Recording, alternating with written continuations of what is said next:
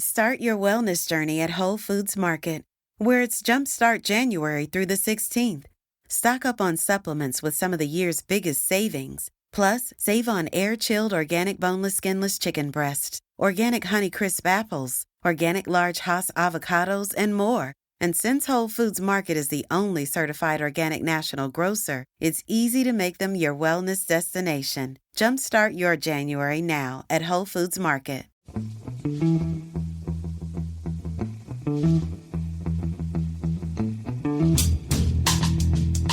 Hello, welcome to The Price of Football, the show that follows the money behind the beautiful game. I'm Kevin Day, and the brains of the outfit, of course, is football finance expert Kieran Maguire. Kieran, hello. I'm very good, thank you, Kevin. I didn't ask you, I said hello. You feel free to answer any question. You are the brains of the outfit, it turned out. Looking forward to Selhurst Park on Monday night, the biggest derby in European football. Some of our top boys will be there, and some of your top boys will be there as well, no doubt. I think most of our top boys are still banged up after the last time we played each other. Coming up on The Price of Football, we're joined by an actual football scout, which is very exciting, to tell us how it works and what it costs, plus the latest at Macclesfield and Bolton, neither of which is good news, unfortunately. Fresh scandal at the FA of Ireland, which my extended family are obviously very interested in, and was Amazon amazing, to paraphrase Gary Lineker's terrible joke. I used to write for Gary Lineker. I used to write his ad-libs on a lot of things, and then they took the stabilisers off his bike, and off he went, writing his own. But the trouble is, when he does his terrible ad-libs, I get tweets from friends going, "Did you write that?" I don't know. I made it up. First, I'm very pleased. Darren Robinson has joined us. Hello, Darren. How are you? Yeah, very well. Thank you. Thanks for the invite. You were former head of recruitment at Birmingham City. Correct. Forest and Hull and Huddersfield you also worked at. You worked for the FA. Yeah. And now you set up a thing called iScout. It's all a long way from the traditional image that our generation has of a taciturn, miserable old man sitting at a non-league ground writing stuff in a notebook, isn't it? Yeah, it's not necessarily changed that much. There are still examples of the old-fashioned scouting that's taken place, but the transfer market and recruitment of players has become an industry within the industry, and invariably we've recognised something, having been in a club situ, about certain gaps within the market that we feel, or certainly from a personal point of view now, it's time to try and turn my hand to something a bit different. How much do clubs spend on scouting, and is it enough? Well, hugely varied, and actually too much. Oh, really? Yeah, for me... I wasn't expecting that. Yeah, the industry's broken. So 99% of scouting trips lead to a no. So our disruptive model is to say, why are you wasting all that money on sending scouts? Outsource. It's like a Netflix model, really. So we're going for a subscription-based model to help the clubs to gather information rather than just sending the scouts randomly to football matches to come back and go, there was no one there, gaffer. So, and I've been obviously a key stakeholder that's seen that happen firsthand. So scouts are not then going to look at individual players. When you say 99% of scouting missions don't work. We can scaffold it up. I think in the first instance, a lot of scouting departments aren't held accountable. That's because the way that the volatility and the fragility for a football manager, all he's ever focused on is winning. So who line manages them? Is there a connection between the recruitment department and what the manager actually wants? And we're seeing a series now of cottage industries develop, certainly within some of the bigger clubs, where they're building departments and recruitment activities that actually might have a disconnect with the football club. In the lower leagues, and we've experienced this firsthand in meeting and visiting clubs, certainly in League One and League Two, they have no scouting infrastructure at all. At all? At all. And I think some of the things that we're certainly seeing in social media, I think we've got to be really careful in terms of breaking down the difference between a myth, marketing, and obviously education, and actually what is really happening. Having come out of the industry for the last 2 or 3 years, I've immersed myself very much in the digital tech world in terms of understanding advanced analytics, and actually football is very much in the dark ages in terms of the way that it operates, and it's still very much the guy in the stand. But even now, he's having significantly less influence on getting transfers done because of the influence of agents. And obviously, you've had Jonathan on in previous shows. Yeah, that disconnect you mentioned earlier on. Explain a little bit what you mean by that. Right. So if we go back historically, say to the early 90s, or 2000s. So when I started at Coventry, Peter Reid was the gaffer. He was the gaffer. He was the manager, and it would be a hierarchical process. So he would have line managed myself as a fitness coach at that period of time. He line managed his assistant manager, and he'd line manage his chief scout. Now, who will I manage as a chief scout? Because now we've got sporting directors that are appointed and are held accountable to maybe the board of director or the owner. And actually, we're now seeing the titles head coach. So Graham Potter's role at Brighton would be to be the head coach, possibly. And one of my roles in the past at other clubs has been... Just for the record, Darren looked at Kieran there.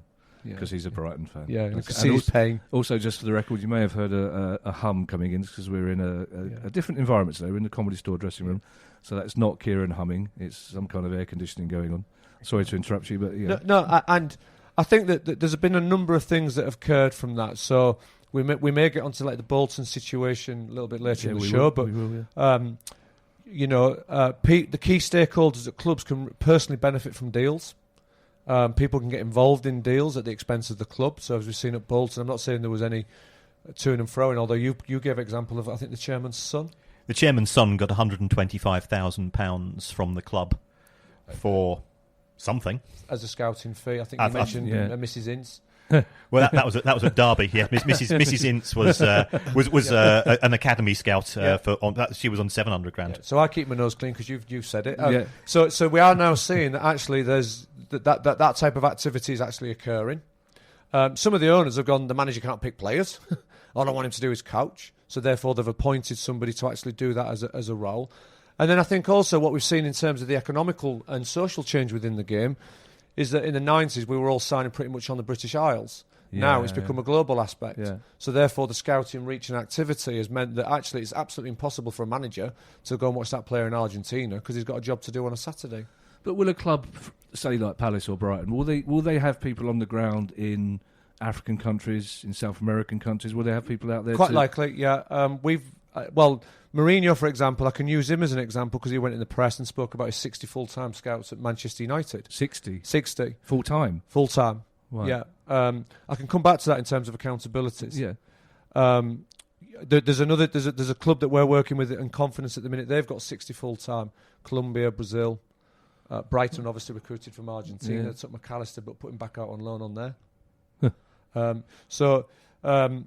They will have some full-time scouts. Now, what we've experienced, even from first hand, is how do you hold those scouts accountable? How do you know if they're actually going to the match?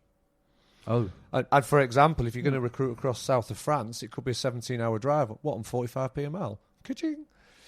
And we are seeing a series of expense collector scouts that'll do, I do 5 matches a week. Well, of course you do, mate, because you're on 45p a mile and you're trying to get to as many games as you possibly can. And they all leave after 76 minutes. You're taking the romance out of this, you know that, don't you? All the glamour's going out of this now. You know I know. Well, but because as I say, I think football's broken in that side of things. And as Kieran will confirm, I've upset the industry a bit because I keep taking photos of directors' boxes after 76 minutes when all the scouts have gone. Oh. At Sunderland the other week where they've equalised last minute against Coventry and I'm the only scout left. Really? Well, I want to talk to you a little bit about the lower leagues. But before that, how do you square the circle at somewhere like Palace, for example, when we've got a Conservative manager who wants to bring players in who are experienced and therefore 28, 29. You've got a chairman who wants to bring players in who are 23, 24 so he can sell them on. Yeah. You've got a director of football who no one knows exactly what he's doing but obviously has a different agenda. Who's in charge then? Who makes the final decision about players? And is it always financial? No, it's definitely not all financial, but I think that comes into the play. I think if we're going to classic sales methodology, is who's got the budget, who's got the authority, and is there a need? And I think in terms of what happens, certainly I've experienced it firsthand, what you're told you're going to do at the start, and then when it starts, does it actually happen? And I've definitely experienced that firsthand at a championship club. And also, there is a prevalence within the clubs that they actually not any job descriptions given to the individuals. There's an assumption. So it's an assumption that you're the gaffer, so you pick the players. But where's the assumption in terms of who has the final say on actually the player that comes in? And indeed, you can get the manager resisting a proposition that's been put in from a recruitment department in the same way you can get the recruitment department putting a resistance up to what the manager wants or trying to bring in.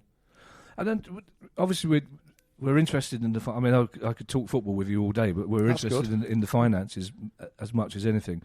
If you go and see a player, if a player's recommended, and say you go to Fleetwood, and you see another Jamie Vardy, are you saying to the club, I think this is a good player, but don't pay more than this for him, or does your job stop when you recommend a player? Yeah, again, not avoiding it. It can depend. I think if I was to go to Fleetwood to watch that Jamie Vardy, You'd know your budget before you go, and can we reach? The mythology of the Jamie Vardy one going into Leicester was that when he was at Fleetwood, everybody was watching him. Oh, okay. That wasn't under the radar, really. I remember seeing him play at Mansfield in the conference, but everybody knew. The one that was under the radar would have seen him at Sheffield Park, Stocksbridge Park Steel. So I think that because of the way that the clubs are, and this is what we're saying as a business, is that why are you going to Everton under 23s when there's 60 clubs there? Free market, open market is already going to dictate that source. And actually, somebody like Jonathan, who you've had on the show, is the minute he generates interest from Birmingham, he's on the phone to Leeds. Can he get interest from Leeds? He's then on the phone into the Premiership. So they raise the market price anyway. And that's pretty much the way that the agent operates. And to put it in its truest form, an agent's a commission seller. So he's trying to drive up his commissions in terms of that player. Interestingly, you've brought up Fleetwood, because one of the things that we do is we study transfer habits, demographics and trends. And Joey Barton's recruited a team to go at it. He hasn't gone for any under-21 players, which, if we talk about your Triple P, I think coming up in the show, is that he's only borrowed one at under-21 level, and the rest has been 26, 28-year-olds that can come in and do a job here and now. And all of the clubs never, ever get off that point, even the Premiership clubs. So, Burnley, stay up, 4-4-2, British players, boom, we stay on the here and now. And, what are we about as a business? Whereas Macclesfield is here and now. Can we get a team out on Saturday? Yeah, so they're not doing any scouting at all, are they? Well, while we're at that level, and you said early on that in the two lower divisions, some teams have no scout. How do they find players? And if they've got no scouting at all, is it freelance? Or they? Yeah, twofold. One could be the managers' network. So the manager may reflect back on the player. So if you're in League Two, it's highly likely, and we've seen this with some of our trends, is that you'll get a decline in athlete. So players 30, 31 is dropping down the leagues. So that manager may already know who he is. And we know of a National League club that within 9 days of the start of the season did it all through agents. Mm-hmm. And my analogy would be when you're buying a house. If you wanted to buy a house, would you put your trust in one estate agent to give you the best house proposition?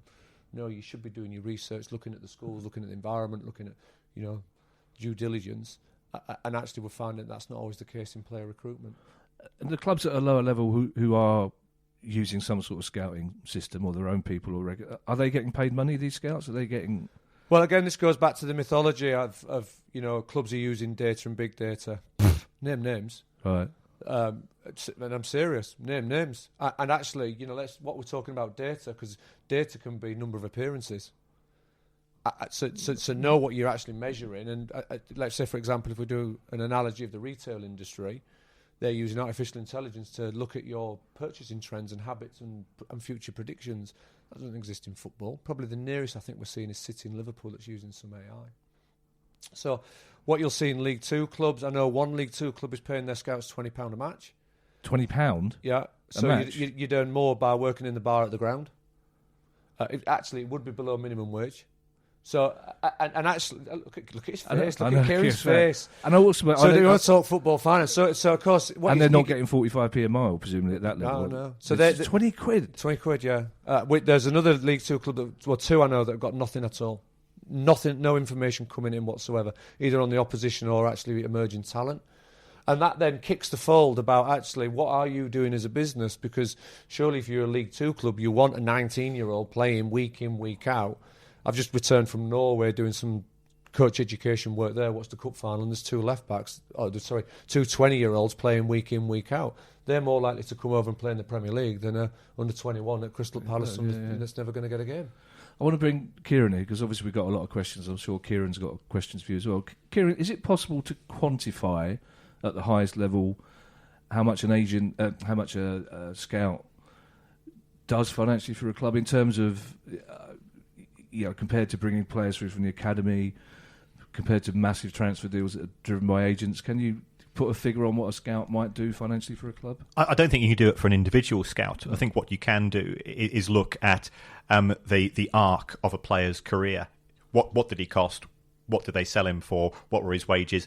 And compare that to other clubs of a similar stature.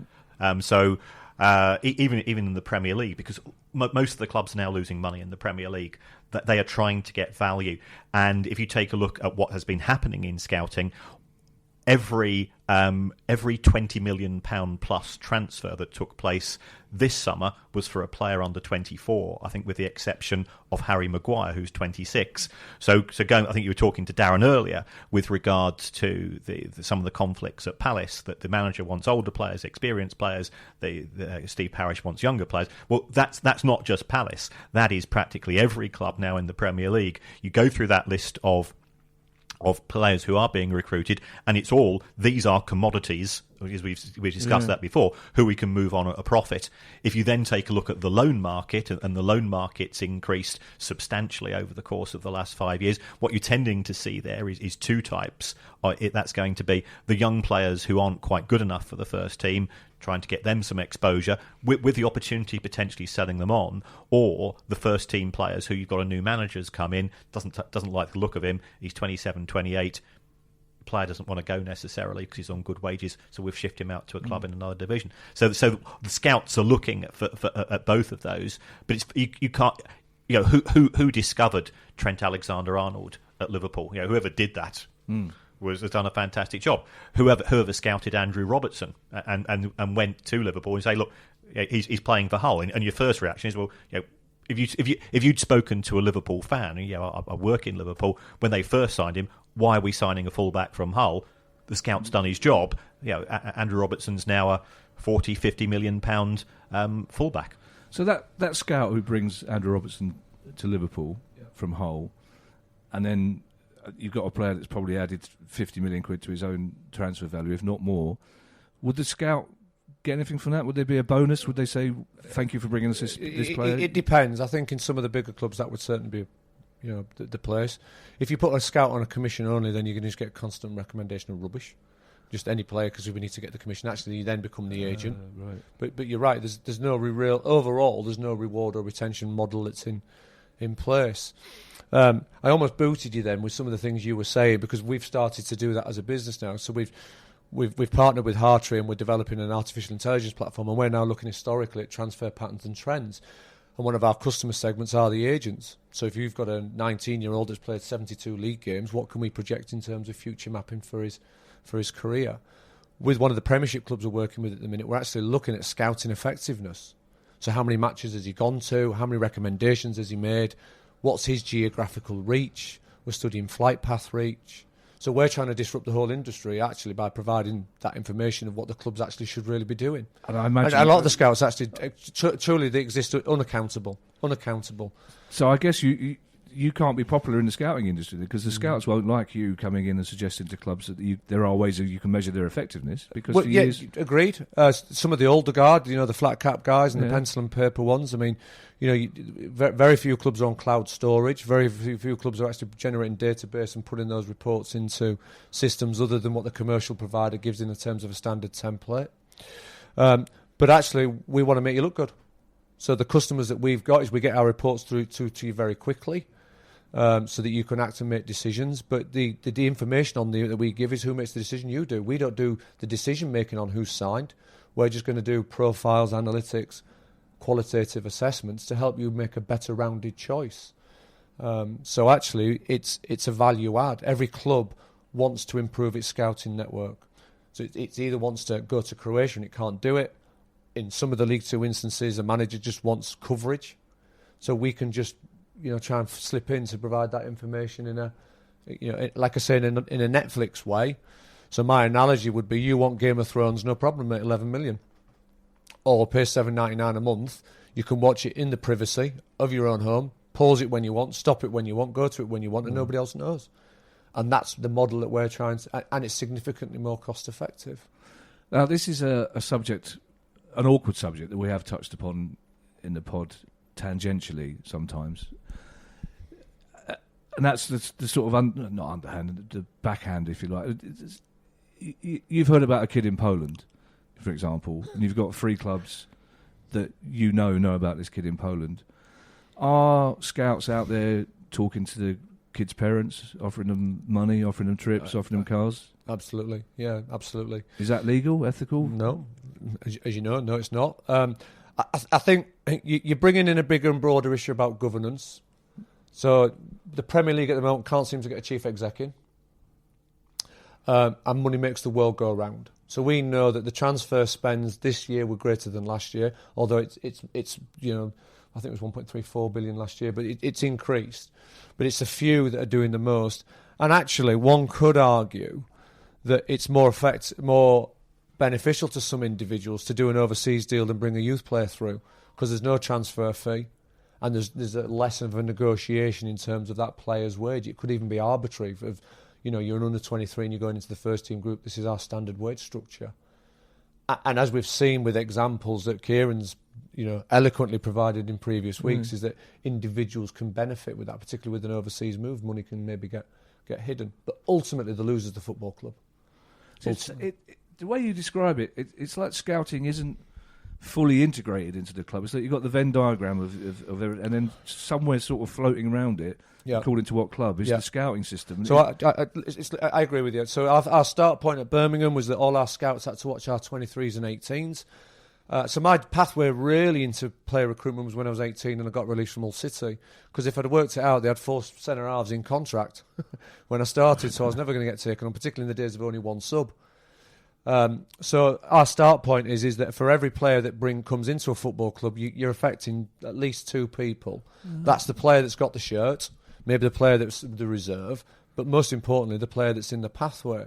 And interestingly, I would argue that the two clubs that have benefited from the success of actually regulations being placed against them was Birmingham when we were there. Carson Young was in prison. Mm-hmm. We couldn't do anything in the transfer market. Right, we better start bringing the kids through. So Wes Harding got through, Damari Gray got through. So actually, because of the infrastructure, and I would say that that's the case now at Chelsea.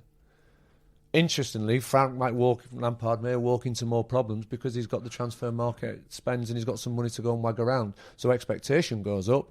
But suddenly also, back to Kieran's point earlier, the clubs go back to immediacy. Let's go and get the 27, like all the Roy Hodgson, 27-year-old, he's in the team on Saturday, my job's on the line, mate. I haven't got time for him to develop.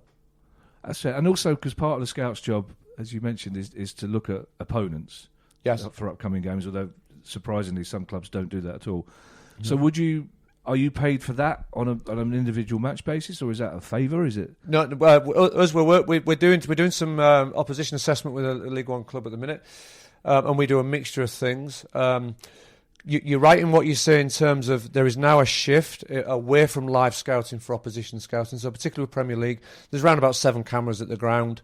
So Maguire's marking a corner, look my head up, and you've missed 2 of the runners. You can't get that live scouting. You've got to put your hand up, whereas the analyst can pause it, they can rewind it, they can put computers on it. There are a number of systems that go, Shaqiri puts the ball in here and Robertson puts the free kicks in there, and the computer systems can do that far better than the human element.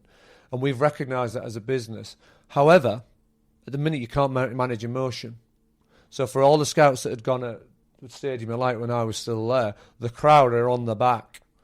And at the moment, data cannot measure that. Who leads, who cajoles, who's the influencer, who tracks runners, who passes on. So we'll actually look on that side of things. And similarly, what a lot of the commercial providers do with the video provision that they do is that it's a broadcast feed, so they're missing critical information. So you may miss shape change, and we study that. They started 4-2-3-1, finished to 4-4-2 or 4-5-1. So we're providing our client club closure strategies. So in other words, if you're winning, this is how they're going to close the game. If they're losing, this is how they're going to close the game. So they can come up with a contingency. But if you're up the road after 76 minutes, you're not able to do that, are you? Does a scout get involved in personal details, character details? Are you assessing a player's character, or is it purely their technical ability? Again, not like Kieran when you asked him the first question, he didn't answer it. You can do, and I think that where the UK market favours that, like for example when we took Shea Adams, Shea come from Ilkeston, which is 9 miles away from where I live. You can get on the phone, you can have a ring around, and we know for us the 4th most important key pillar stone in signing a player was ability. The first one was character. The 4th was the ability. 4th, yeah. But why go measure that? So, because the first thing is character and cultural fit, which would be the same for you with an audition, right? Yeah. I don't audition. Thank you very much. But it's the extra. The 4th is ability. Yeah, for us. But so I believe Fulham, for example, and Brentford may operate a statistical model. So theirs would be more KPI and objective driven. So that could be number 1. But with Gary Rowett and my own personal philosophies, it was character. Can you come into, you want one of the big things in a football club, the most important thing for me is morale. It's like a public service sector. If you're in the MOD, then you need morale amongst the troops, first and foremost. So it's a slog, Saturday, Tuesday. So you need to understand the cultural fit and what culture are we trying to create. So forget that he's the best player. If it's, like when West Ham moved Arnautovic on, it's like if he's an arsehole, we don't want him in the dressing room, do we? So forget his ability. Unless you feel that he's got something that's totally outstanding and we're going to have to tolerate and manage that, which is very much the Maverick style of he can do something that the rest of us can't, fellas. But that's all down to your instinct, though. If you're talking about character, that's down to... You can't measure what he's like as a personality. Again, it's just coming back to asking. No, but that's where the scout is valuable, because I think that the scout, will be at matches, they pick things up on a grapevine, they hear stories, and I think that what you... Like, as an example, you use the Polish example...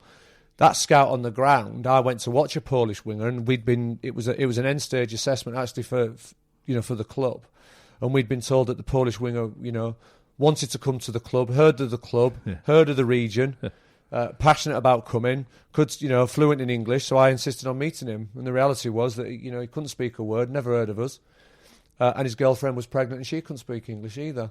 So you've got to sound people by people first, surely. That's how you point people into what your listeners will be working in the real world, is will they fit in? And most importantly, will they be happy? Because if they're happy, they'll play better. I have to admit, Kieran, the reason Poland was in my mind, because we were talking about it in the pub 10 minutes ago.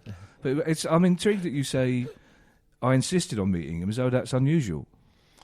It can be. Absolutely. Players can be signed without even being greeted and signed off video. Just off video. Like the clips, he looks a good player. Do you know what? He's right price point. We'll take a punt and we'll take a gamble on it. And actually, and I'm sure Kieran would agree this, the majority of player recruitment's mismatched. A lot of players come in and it just doesn't work. And particularly at Premiership clubs, they can get lost in the building because they've got big squads. It's a foreign name, so it's sexy. But the reality is who's holding these scouts accountable, because or the recruitment departments? Because the reality is it's on Hodgson's shift. That's the reality. Is if the Crystal Palace or Brighton scouting and recruitment department are putting that player in, Graham Potter's got to suffer the legacy, because it's the fans that are booing, calling for his head, and he's saying, "Well, hang on a minute, bring them in. I've got to play him," and that has happened. I've seen that happen. So, Kieran, if we're talking about the scout, you've got 4 levels and abilities. The bottom one, for some clubs, is economics the only criteria in terms of? Are they going to look at a player and go, "Fine, he's between £5 and £7 million. We'll take him, and we can afford that risk"? They will, because ultimately they're driven by the finance director, and then they're driven by FFP. So that's going to be a factor. And then, from a fan's point of view, the first thing that all the fans will do is they'll go onto YouTube and look at his YouTube clips, and they will form an opinion. And on the back of that, he becomes a good or a bad player. And then six weeks later, we've signed some turkeys at Brighton, but they came in on £15 million fees. And on the back of that, they actually get far longer to prove themselves to be turkeys. Whereas if you've got a young player coming through who we've signed him from Ilkeston Town for £20,000, stick him in the first team.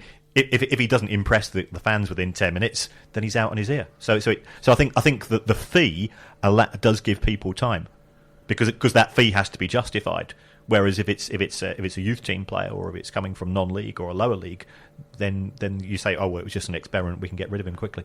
When we talked about EPPP, how many PEPs? Yeah. You mentioned, sort of in passing, you mentioned the effect that would have on young players and scouting.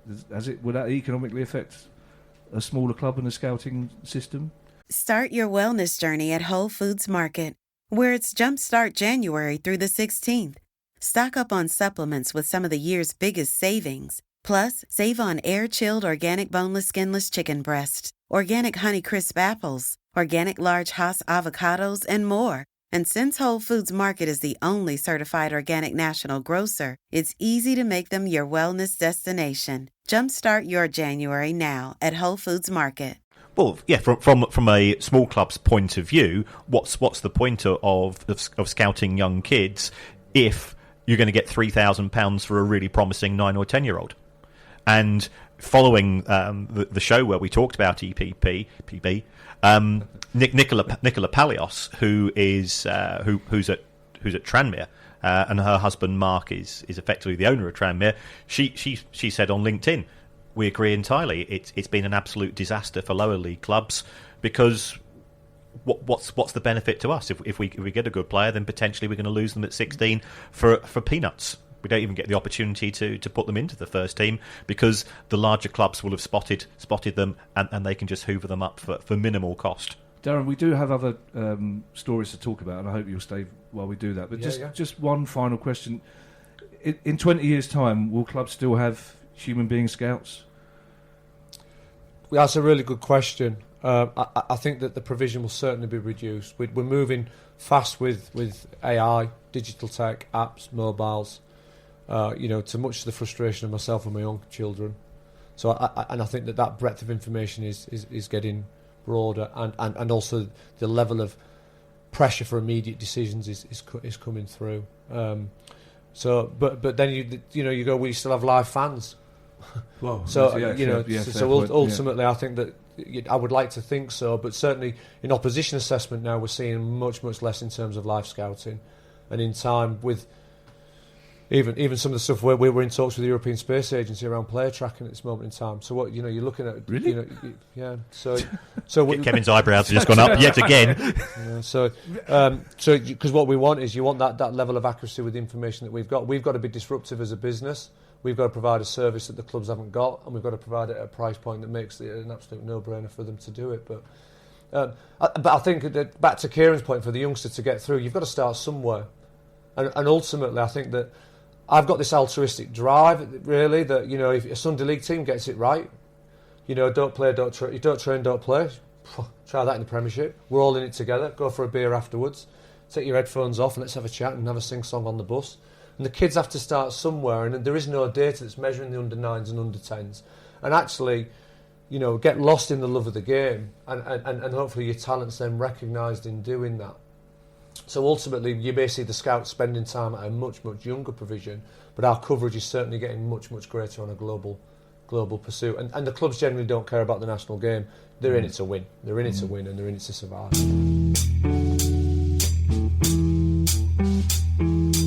I'm really pleased to hear somebody on this show use the phrase "love of the game," because sometimes, Kieran, we're talking about such difficult subjects, you forget there are those of us who love the game, and Darren's been brilliant, which has left us with not as much time as I'd hoped for the not smaller stories, but the other stories. But not brilliant news for either Macclesfield fans or Bolton fans. Bolton fans probably thought they'd had a calmer time of it lately, but it's all kicked off again, isn't it?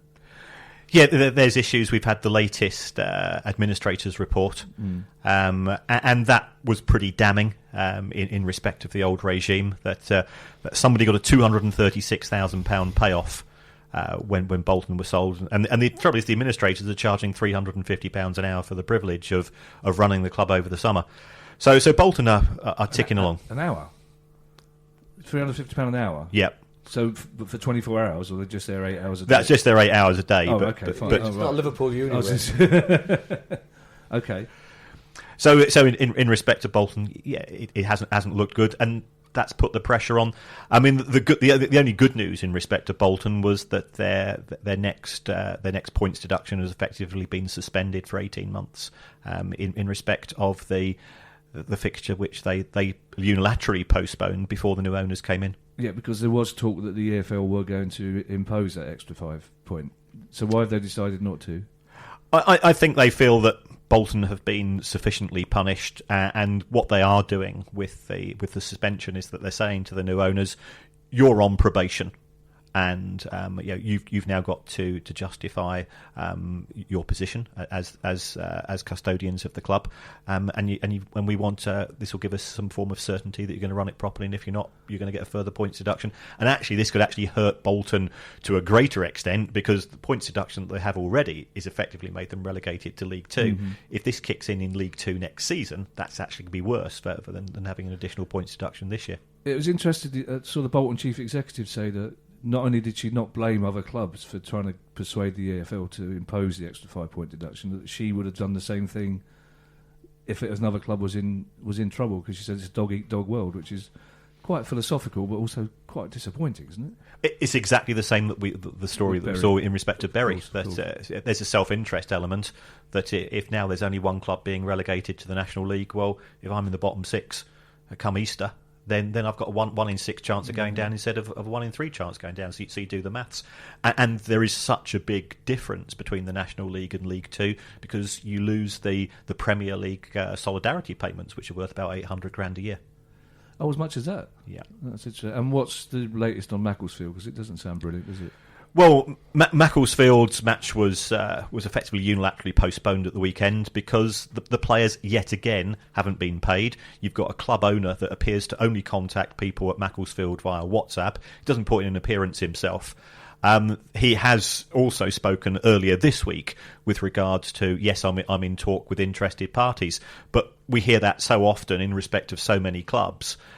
You never know whether he's just trying to fob off people or whether there's a genuine interest. Macclesfield loses money every year like all clubs in the lower league. So what's the attractiveness to somebody coming in? I live fairly close to Mac. And I've been there as both watched in the home and the away end. It's a great thing from a fan's point of view, but there's no money to be made in it. So why would you invest? Now, I was going to say abroad because it is abroad technically. It's a different country. I've got approximately 300 plus cousins, first cousins, various relations in Ireland. All of whom love football. But the very top of the Irish game is having problems. The FA of Ireland. They've had the auditors in, basically, haven't they? That's the report hasn't been particularly lucky for the Irish, is it? Yeah. The chief executive of the FAI, he left. Was encouraged to leave. I think his name's John Delaney. Mm-hmm. And this was being live streamed. The auditors report was effectively being live streamed on RTE. This is such a big issue. Clearly with a name like mine, my mum's in Mayo, my sister's in Dublin, and my dad's farm's in Tipperary. So, I'm from Donegal. I was 25 before I was made aware of the existence of other counties in Ireland. Sounds about right. The FAI is broke.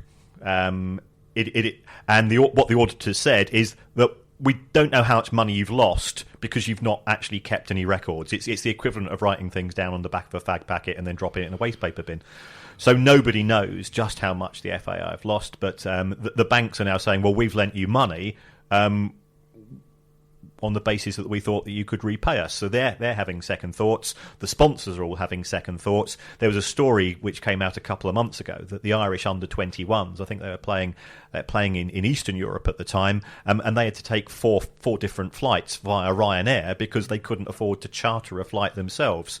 And then at the top of the game, you've got the manager and the assistant leaving last year with a £1.7 million payoff. 1.7 million payoff, which is effectively 1.7 million pounds these days. But it's pretty horrendous. There's a lack of governance. There's a lack of accountability. As usual, it's the suits looking after the suits, and the players and the under-21s are being treated very poorly. And are there possible sanctions then against the Irish national team? I mean, if they fail to meet certain legislative requirements? Well, if they fail to fulfil a fixture, or if they fail to give the appropriate money to away teams when they come and things of that nature, then there could be UEFA-led sanctions. It does look as if the FAI potentially could be just broken up and a replacement body brought in. So I took a look at the accounts and I took a look at the small print, and they had about 30 or 40 directors or the equivalents, which is similar to the way that the FA runs here. You've got somebody who's from the Dorset FA, and you've got there from all the counties, all the individual areas. Why are these people not holding the board to account? It just appears to be an old boys network, and it's embarrassing what's happened there. The first team will survive, but somebody's now have to go and buy the cones because the FAI can't afford to buy them themselves, and that's pretty embarrassing. Darren, do countries have a scouting system? I mean, would somebody like Ireland have people like you looking out for the classic cliche of somebody with an Irish grandfather who's playing for a league? Yeah, it does happen, yeah. Certainly within the English FA, they've got like a talent ID department, and they will be looking at age group football and obviously identifying where's the best under 14, under 15s. The administrative departments, like you described, can be looking at heritage and that tracking. And then our proposition would be, certainly for a senior point of view, you need to monitor form. Who's on form? So it's quite easy for England, you got match of the day and Premiership and following it and that side of things. But for some of the smaller nations, the countries because we've just been in Scandinavia, they're exporting countries. So their senior players are actually playing abroad in a number of countries. So therefore, you need to track and follow your players that way. But then you need to, obviously then, going back to the human factors, when they come in, it's about galvanisation. It's about a spirit and a morale. And like when we saw when Denmark won the Euros in the 80s, that can be much, much more, as a driver over the actual, the sum of its individual parts. Now, Kit, the big football news last week obviously was Amazon. The coverage was well received, but even the BBC said it was very well broadcast. And my favourite fact being they offer you could either listen to the match commentary or turn it off and have Match Atmos. Yes. But for the Arsenal-Brighton game, there was a caption saying Match Atmos not available. Which obviously what you mean? There was none. Which is probably maybe somebody at Amazon's own joke. But in terms of finance, I know you've told me in the past that Amazon are very, very cagey about revealing numbers. I hear their numbers were better than expected, but do we know what the take-up was for the subscription service? No, I mean, Amazon gives away absolutely nothing. And also the Premier League wouldn't even give away officially the fee that's been paid. But what I'm hearing is it's 30 million a year for 3 years. Why would they not reveal the fee then? Amazon, they just have a lockdown when it comes to all numbers. I mean, it's estimated that Amazon have 9 million Prime customers in the UK and Netflix have 15 million. Now, from Amazon's point of view, it was the perfect opportunity to get people into the ecosystem and sign up. And because you've got the two sets of fixtures, you've got last week's, which was spread over 3 nights, and it worked well. There were some grumbles about lag, but I get Now TV rather than Sky because I get a Now TV season ticket, and I can't be bothered with all the rest of the nonsense on Sky. And there's lag on that. So I think the criticism which was coming in and lag happened to be from certain newspapers whose owners might have been connected to a certain TV channel indirectly or directly. But the Premier League seemed very, very happy anecdotally with the viewing figures, which are higher than those of Sky, because, surprise, surprise, if you get something for free, people will watch it. I think it'll be interesting to see how many people will actually then sign up at the end of the 30 days, because they'll have the 9th and the 10th of December fixtures, and then they'll have had the fixtures for Boxing Day and the couple of days after. What you will find is that if you have signed up for the 30-day free trial, Amazon will be carpet bombing you during that period with, here's a fantastic deal. If you want to see this again, and I think they've been the anecdotal evidence is that the viewing figures are good, and they're pleased with them, and they had 1 or 2 teething problems which they reckon they can work out in due course. Well, because Palace Bournemouth was the first game, and it was to the credit of the director that they managed for 5 minutes to cut away from the banner at the Holmesdale end saying Amazon and the Premier League selling kick-off times to the highest bidder. But they factor in the fact that quite a few people will forget to unsubscribe, don't they? Isn't it part of their financial model? Oh, yeah, and it works every time. I mean, any subscription model is based on, until you go and check your bank balance and you see, I've just gone and spent another $79.99 on an annual subscription, and once you're tied into that, that's the end of it. Can I just throw in, as I say, I've been in Norway, the incredible global reach of the Premier League. So the fans are a little bit knocked that it's a late kick-off, but if it suits a different market sector, we did a Q&A at a public venue, and on the 2 floors, the Premiership was shown live. It was standing room only. Really? It was nuts. And I think Kieran mentioned, is it about £800 spend of a Norwegian in Liverpool alone, £1,000.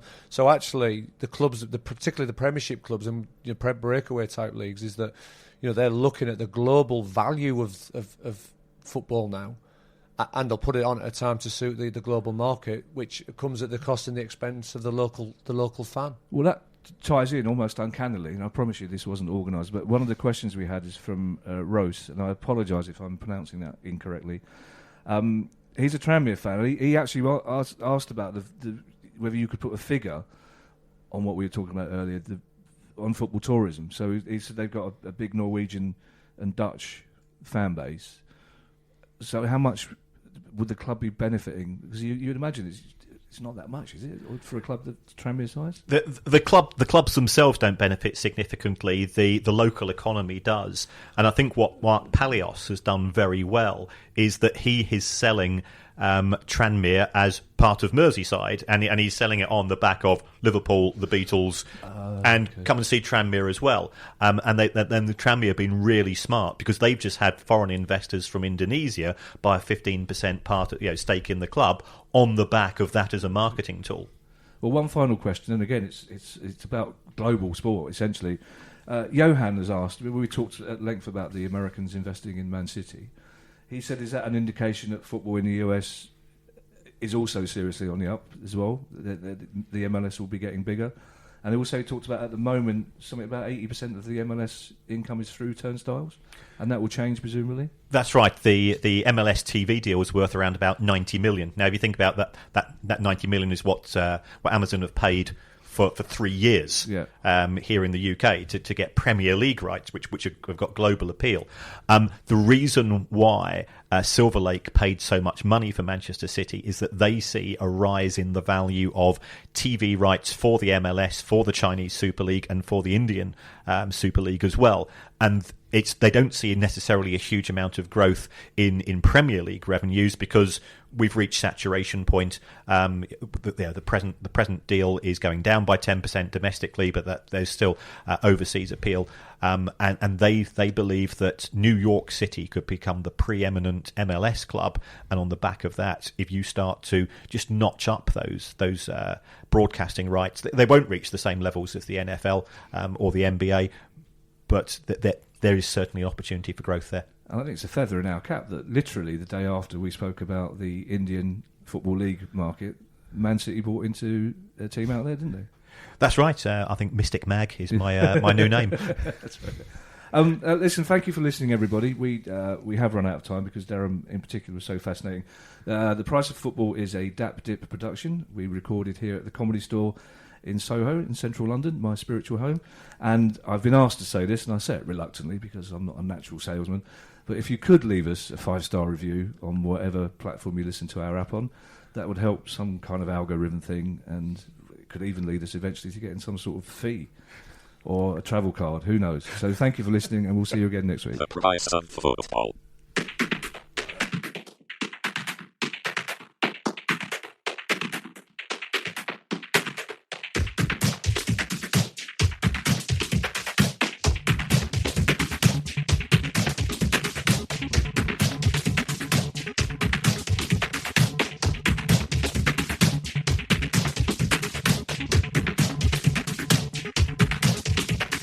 The Price of Football.